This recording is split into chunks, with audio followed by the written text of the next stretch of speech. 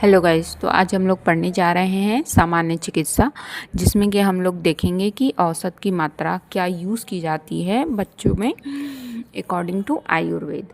तो जो औसत की मात्रा होती है तो इसकी स्टडी को हम लोग क्या कहते हैं, तो इसकी स्टडी को हम लोग पोसोलॉजी कहते हैं। ठीक है, तो आज हम लोग किसके अकॉर्डिंग देखने वाले हैं औसत की मात्रा। तो हम लोग आचार्य सुश्रुत, आचार्य काश्यप, सारंगर, योग रत्नाकर और विश्वामित्र के अनुसार देखेंगे कि उन्होंने बच्चों में जो है क्या मात्रा बताई। तो देखिए आचार्य सुश्रुत ने क्या बोला, तो इन्होंने बोला है कि जो बच्चे होते हैं उसमें हमें मृदु और छेदनीय। मृदु क्यों? क्योंकि जो बच्चे होते हैं वो क्या है, वो कफ प्रधान हैं, सुकुमार हैं। ठीक है, तो मेनली वो सुकुमार हैं, तो इसलिए हम उनमें कैसी औषध यूज़ करेंगे, मृदु करेंगे। ठीक है, दूसरा छेदनी क्यों करेंगे, क्योंकि बच्चों में अधिकतर करके कफ दोष प्रधान होता है, इसलिए हम उसमें छेदनी। तो सुश्रुत के अनुसार क्या है, माछी मतलब मृदु और छेदनीय। अब मात्रा क्या होगी, तो देखिए जो सुश्रुत थे उन्होंने बाल्यावस्था में 3 अवस्थाएं बताई थी, क्षीरप, क्षीर अन्नाद और अन्नाद। तो फिर उसी के अकॉर्डिंग उन्होंने मात्रा बता दी कि जो क्षीरप है यानी जो बच्चे केवल दूध पी रहे हैं उसमें कितना, पर्व द्वय ग्रहण संहिता, मतलब कि आपकी ये जो 2 पर्व हैं उंगली की, केवल उतना। लेकिन अब इसमें क्या है कि वो बच्चा क्या पी रहा है, दूध पी रहा है। तो दूध पी रहा है तो हम दूध के थ्रू ही उसको औषधि पहुंचाएंगे। तो इसमें केवल हम धात्री को देते हैं, क्योंकि धात्री को जब हम औषध देंगे तो वो उसके थ्रू दूध का प्रोडक्शन होगा, और वो जो दूध होगा वो दूध बनेगा, उसमें वो औषध भी जाएगी और फिर वो औषध बच्चा पिएगा। ओके, तो ऐसे फिर क्षीर अन्नाद। अब क्षीर अन्नाद में क्या है कि वो अन्न भी खा रहा है और क्षीर भी पी रहा है, दोनों है। तो मतलब हमें माँ को भी देनी है ताकि माँ के थ्रू भी बच्चों को पहुँचे, और जो वो अन्न खा रहा है उसमें भी हमें मिला के उसको देना है। ठीक है, तो ये कोलस्थी के समान। कोलस्थी मतलब क्या हुआ कि जो बेर होती है, जो बेर की जो गुठली होती है उसके, और अब अन्नाद है तो अन्नाद में थोड़ा वो बड़ा हो गया है, ठीक है, 1 साल का हो गया है, तो अब हम उसमें बढ़ा देंगे दवा, तो उसमें कोलसम।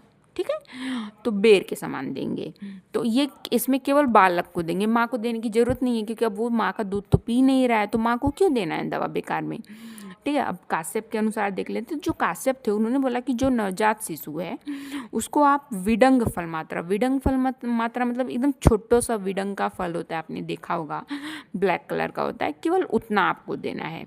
लेकिन किसके साथ देना है, तो मधु और घृत के साथ उसको देना है, चटाना है उसको। ठीक है, लेकिन उन्होंने बोला कि जैसे जैसे उसका एज बढ़ेगा वैसे वैसे आप उसकी मात्रा को क्या करोगे, बढ़ाओगे। लेकिन जो आम्लक प्रमाण होता है, आंवला तो आप जानते हैं कितना बड़ा होता है, उससे ज़्यादा बड़ा नहीं करना है आपको, है ना। और 8 मास तक के बालक में जो औसत की मात्रा उन्होंने बताई है, तो जो स्नेह यूज़ किया जाता है उसका 1/4। तो अब अगर आपको स्नेह की मात्रा पता चल जाएगी तो आप पता लगा लेंगे कि हम उसमें औषधि की मात्रा कितनी है। तो वो हम लोग देख लेते हैं कि स्नेह की मात्रा क्या है अकॉर्डिंग टू एज। तो देखो इसका ऐसे याद करेंगे, 11, 32, 400। ठीक है, 11 मतलब कि 1 माह में 1 कोल। ठीक है, 32 यानी 3 माह में 2 कोल, 400 यानी 4 माह में सू यानी शुष्क आम्लक, फिर उसके बाद 5 से 6 में आर्द्र आम्लक, फिर 7 से 8 में इससे कुछ अधिक, और नवजात शिशु में क्या, छोटी कोलस्थी के समान, है ना। तो ये आपको स्नेह का आपको याद हो गया, 11, 32, 400। अब जो सुश्रुत थे उन्होंने क्या बोला था, उन्होंने बोला था कि जो क्षीरप होगा उसके में केवल धात्री को मतलब देना है। तो इन्होंने एक और चीज़ बताई है कि आप क्या कर सकते हो कि जो औसत का कल्क है उसका लेप लगा सकते हो, कहाँ पे, माता के स्तन पे। ठीक है, लगा के फिर बच्चे को पिला दो। जबकि जो अष्टांग हृदय थे उन्होंने बोला नहीं नहीं, मतलब तुम उसको पिलाओगे, लगाना है लेप लेकिन उसको हटा देना है। तो वो इनका कहने का मतलब ये था कि तुमने लेप लगाया माता के स्तन पे, तो वो जो वहाँ पे जो ब्रेस्ट है, ठीक है, तो जो ब्रेस्ट में जो भी ब्लड वेसल्स हैं तो उन वेसल्स के थ्रू वो जो क्या हुआ, ये जो ब्रेस्ट है, अब ब्रेस्ट पे आपने क्या किया, ब्रेस्ट पे आपने औषध का लेप लगा दिया। अब ये लेप यहाँ पे जो भी ब्लड वेसल्स होंगी उनके थ्रू एब्जॉर्ब होगा और फिर उसके बाद वो माता के दूध में जाएगा। जो भी मतलब जो वहाँ पे दूध की जो भी नलियाँ हैं, जो मिल्क डक्ट्स हैं, उनमें वो औषधि एब्जॉर्ब होगी, फिर वो औषधि बच्चे को जाएगी। ठीक है। और कुछ एक्स्ट्रा पॉइंट्स जो कि काश्यप के हैं, काश्यप ने बोला कि अगर 12 वर्ष से कम का बच्चा है तो उसमें आपको लगातार औषध का प्रयोग नहीं करना है। क्यों?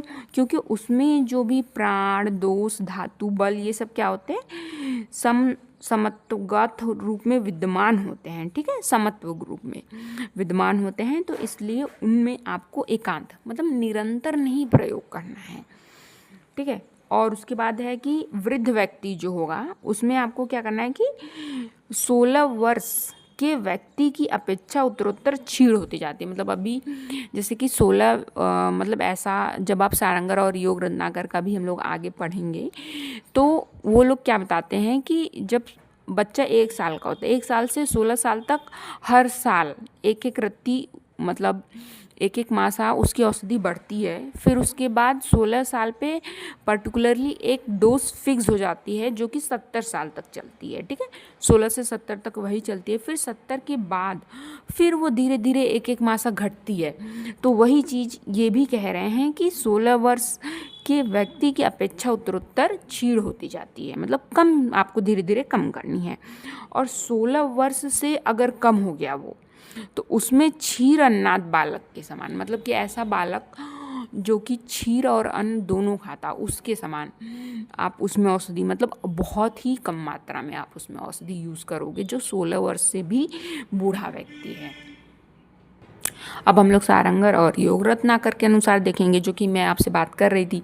तो देखो, जो 1 मास का बालक है उन्होंने बोला उसमें उसको 1 रत्ती मतलब 125 mg तक आप यूज़ करोगे। ठीक है।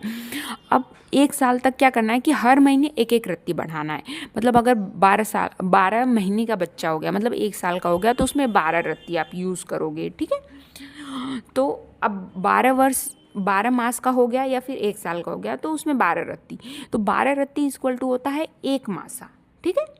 अब ये जो आप 1 मासा है 1 साल के बच्चे को दोगे। अब 1 साल से लेके 16 साल तक हर साल एक मासा आपको बढ़ाना है। तो मतलब अगर 16 साल का बच्चा हुआ तो उसमें क्या हो गया, 16 मासा यूज़ करना है आपको। मतलब मैक्सिमम डोज आपको जो रखनी है वो 16 मासा ही रखनी है।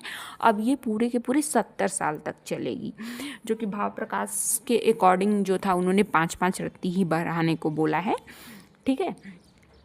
और फिर जब वो बंदा 70 साल का हो जाएगा, अब जैसे ही वो 71 का होगा वैसे ही जो उसकी डोज है 16 मासा से घट के कितनी हो जाएगी, 15 मासा हो जाएगी। ठीक है। मतलब एक मासा आप उसको घटाते जाओगे।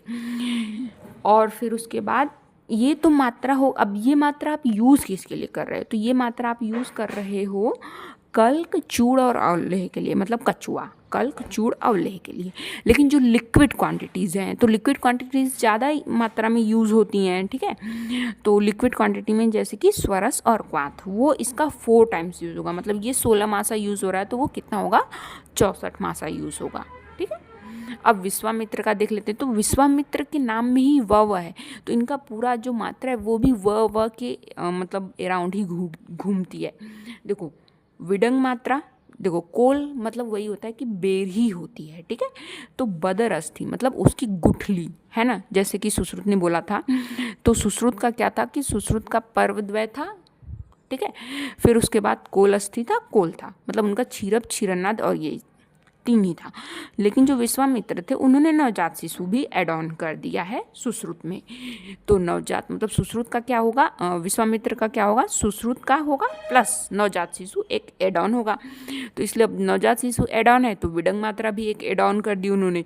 तो विडंग मात्रा, कोल अस्थि, कोल और उदुम्बर, है ना।